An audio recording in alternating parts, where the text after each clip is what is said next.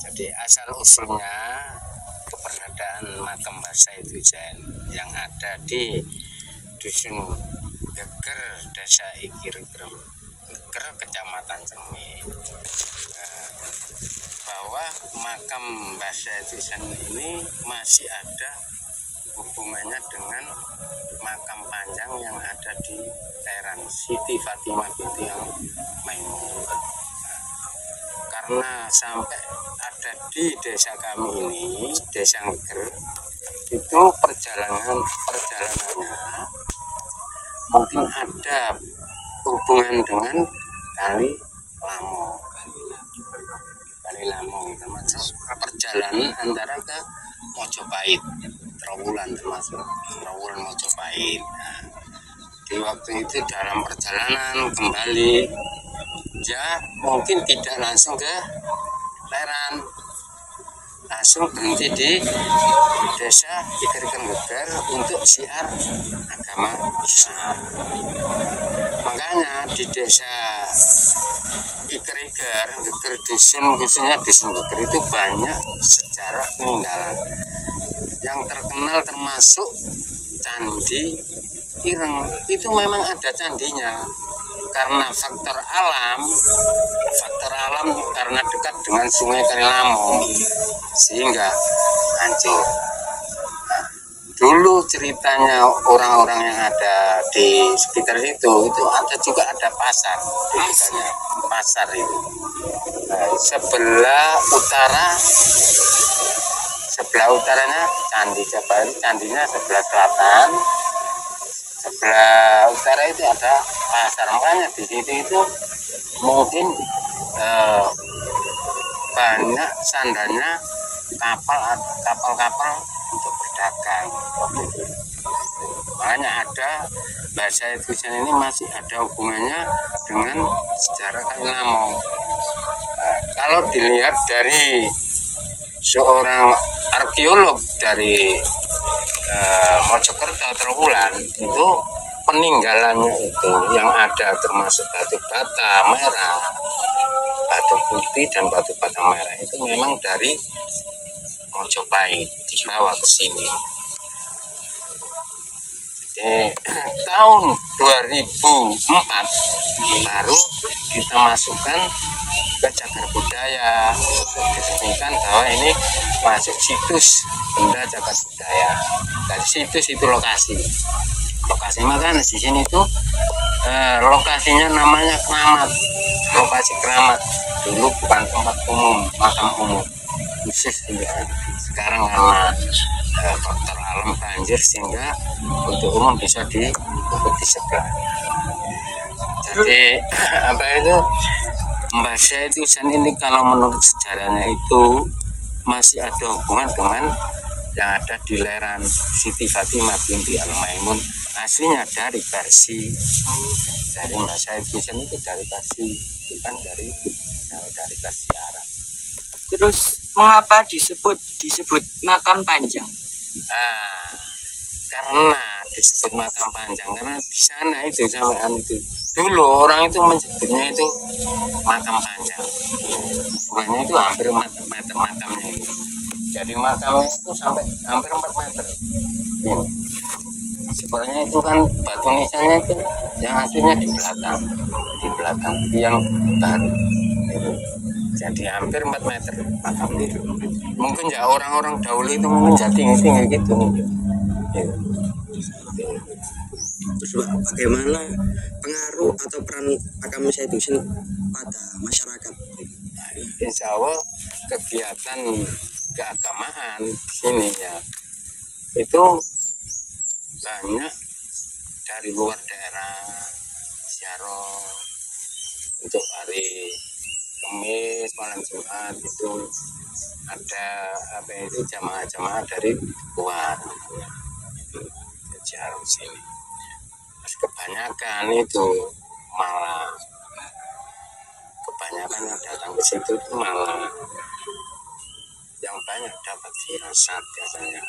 Jadi dia sebelum ke sini itu sudah mendapatkan firasat bahwa dia itu harus ke sini ya. Dia mencari yang banyak di situ. Yang banyak orang dari Jawa, Surabaya, Pangpanggang, Gresik kota itu yang banyak.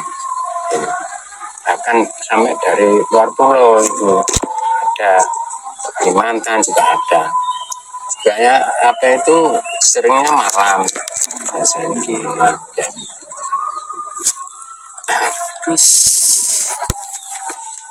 apakah ada harapan atau tujuan masyarakat terkait dengan makam ini di masa depan? Insya Allah ada. Insya Allah kita mungkin terkendala dana untuk pembangunan. Jadi masih mengajukan dari pihak Cagar Budaya juga masih diajukan untuk masalah pembangunan karena ini belum ada pembukaan sehingga peninggalan termasuk kelereng-kelereng tipis ya itu yang pecah-pecah ada kucing itu masih perlu di penelitian itu ada. Jadi kalau sudah dibangun mungkin di pemukaran ini seperti ini. Terus kalau misal dananya sudah dapat dari Cagar Budaya setelah kami itu mau buat seperti apa? Mungkin disesuaikan dengan mirip-mirip yang seperti dahulu, mungkin yang tahu sana.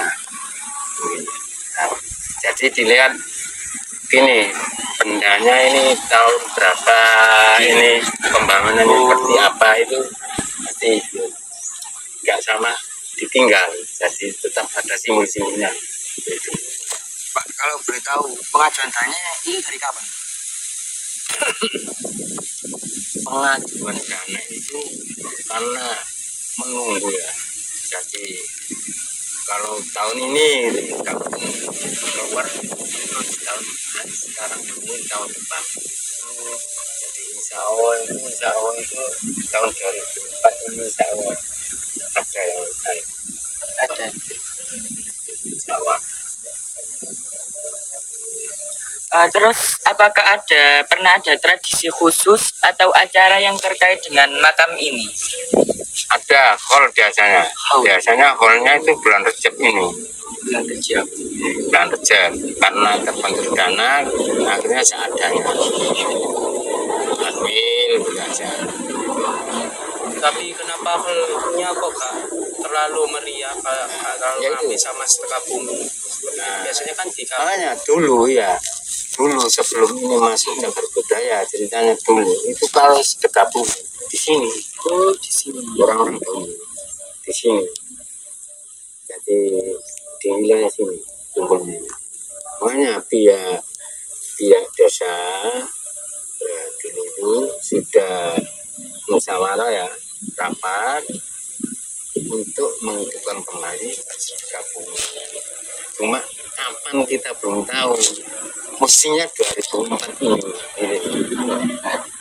Mestinya 2004 dari Pak Lurah duluan sudah rapat sama masyarakat untuk diadakan sedekah bumi. Insya Allah terlaksana. Cuma kapan 2003 itu rapat malah. 2004 insya Allah gitu harus terrealisasi gitu, ada kepastian. Ini juga dipertanyakan masyarakat, dipertanyakan masyarakat. Soalnya itu biasanya itu bulan Rejab ini, bulan ini sekarang ya, karena biaya terbentukkan itu terbentuk panitia masih maka itu tidak bisa menyatu. Jadi sementara itu seadanya. Yang penting waktu kan Terus Pak, bagaimana kondisi dan pemeliharaan makam ini dilakukan? maksudnya ya dilakukan ya seadanya, alat dari sana dikasih sapu untuk pembersihan, cuma hanya satu lingkup saja. Agar bisa mestinya kan dari Pak sana itu, karena di sana juga terbentuk dana juga, mungkin akhirnya dia juru pelihara yang memperbaiki ya. Dan tetap sementara berjalan apa adanya.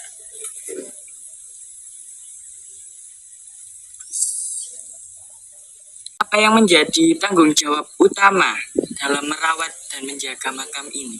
Tanggung jawab saya satu, tanggung jawab yang melayani orang siapa.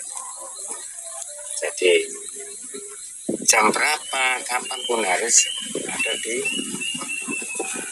Sebenarnya dari sana itu ada jam-jam kerja karena makam ya, karena kebanyakan itu orang ziarah itu siang-siang yang banyak malam ya, akhirnya kita layani. Tanggung jawab saya itu, jadi semua yang ada di lokasi ini itu tanggung jawab saya, termasuk ada orang mau urus cara coret itu tidak dipenuhi. Makanya di situ ada petunjuk dari undang-undang cagar budaya, ambil batu harus izin, karena apa ya, sangat berbahaya mengambil di tempat yang keramat itu orang Jawa itu enggak kalau nyebut namanya keramat, tapi kalau bahasa Arabnya itu tempat karomah, tempat orang karomah. Jawa nih jenenge karena Jawa keramat angker, padahal itu kalau maknanya di kitab itu keramat itu karomah. Jadi makanya kalau ambil itu sangat berbahaya, yang kita lakukan orang ya. Ini kapan Pak, kapan makam ini disahkan oleh cagar budaya? Waktu 2004 itu sudah masuk di situ. Kalau tidak disahkan tidak ada tulisan seperti itu. Jadi tahun 2004 itu sudah masuk situs cagar budaya. Disahkan sudah. Mohon maaf, ini kok Pak, setiap bulan itu biasanya berapa banyak ziarah yang ke sini? Nah, karena malam, jadi saya ini tidak bisa menemui malam-malamnya. Jadi kalau ada yang mestinya orang Jawa kalau biar malam, kalau mesti kan harus menemui juru bilah dulu. Untuk apa? Untuk isi buku tamu. Karena buku tamu ini nanti kita buat laporan ke sana. Jadi ini kerja nyapu, bersihkan, berbagi pagar. Untuk yang ziarah 1 bulan berapa, dari mana, itu tanggung jawab orang biara. Jadi mengangkat tamu. Jadi aslinya mah kalau saya tulisan itu dari Persia, versi. Ini kok Pak, tadi kan saya sama teman saya ini dari sana di sana itu ada kayak pagar terus sama tulisan dua itu makamnya siapa ya? Itu kalau yang di sebelah timur itu masih baru, artinya ini gini, sudah lama tapi masih baru masuk dalam situs, jadi dimasukkan sekalian situs ikut sini. Itu kalau dilihat dari seorang arkeolog, dilihat dari batu nisannya itu zaman kerajaan Singosari. Itu ada tandanya karena di batu nisannya itu zaman kerajaan Singosari. Itu Baraten Suryo sama Baraten Sestro. Itu masih belum tahu masalahnya, itu lain dari berbeda. Jadi berbeda zaman. Perbedaan zaman itu zaman kerajaan Singosari. Ini termasuk zaman kerajaan masih zamannya Majapahit, termasuk Siti Fatimah binti Al-Maimun sebelum Wali Songo. Jadi ini sebelum Wali Songo. Tapi kita sebelum tanya ke sini sudah riset tentang makam Said Husain dan itu katanya Panglima Perang. Ya, jadi kalau menurut sejarahnya dulu ada, masih ada di saya sejarahnya. Aslinya di bawah anak sekolah sama dulu saya suruh fotokopi, aslinya di bawah, fotokopi jika saya nggak tahu di bawah rumah lu fotokopi di di bawah. Jadi sampai tingkat menganti itu kenapa kok ada desa menganti, aslinya kan menanti. Jadi perjalanannya itu Mas Said sampai ke Mojopahit itu artinya itu dia temannya. Kalau itu lihat di sejarahnya itu kan dua orangnya, satu Said Husain sama Said Hasan. Akhirnya itu menunggu ya, menanti di sana kok tidak ada kembali, makanya di sana disebut desa menanti. Akhirnya tinggal di sini. Akhirnya satu itu sampai bunderan itu katanya orang dahulu itu bingung. Jadi dinamakan Bondan. Jadi Mas Said ini keterowulan itu mengantarkan ayahanda Siti Fatimah Sultan Mahmud Sadolala sama Pondak kembali. Akhirnya dua orang itu menyusul ke sana, akhirnya kembali di sini sampai di sini. Jadi kalau masalah meninggalnya wallahu alam tidak ada yang tahu meninggalnya tahun berapa. Kalau zaman itu nggak ada yang tahu, bahkan saja jadi tinggal nama, artinya itu seperti candiran itu memang ada memang. Dia tinggal nama karena itu tidak sampai terpelihara, kenapa teralam. Jadi akhirnya hilang jadi koibis. Kalau misalkan ini jadi itu gak dipegang cagar budaya, apakah masih ada ziarah gitu dari luar-luar? Ada sejak dulu memang makanya dari dulu itu sampai ada sedekah bumi di sini kan, termasuk ini sesepuh atau dulu sesepuh desa. Makanya dulu itu pernah ada seorang ziarah dari Malang, Karjo, seorang angkatan laut sama istrinya itu, dia itu mencari di sini bahwa firasatnya dia disuruh mencari makam aulia paling sepuh yang ada di daerah Cermia. Di sini makamnya itu dikelilingi bambu termasuk barongan. Kan dulu kan barongan punya sini itu. Nah ini pas. Pokoknya makamnya dikelilingi barongan, ketemu di sini. Memang, iya. Mimpi ketemu Gus Dur, disuruh cari makam aulia paling sepuh ada di daerah Cermia. Gak sembarangan desa negeri masuk ya ono wali nih Gusti ono ini desa ane ono wali ini ono aulia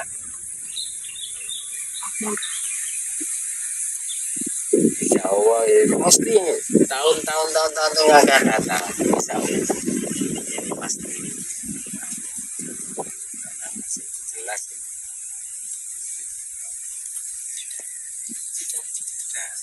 Baik Pak, terima kasih. Terima kasih Pak Taufik atas jawaban yang diberikan. Saya mendoakan secepatnya ini di Amin. Itulah beberapa penjelasan mengenai makam Sayyid Husin. Semoga bermanfaat. Saya tutup. Wassalamualaikum warahmatullahi wabarakatuh.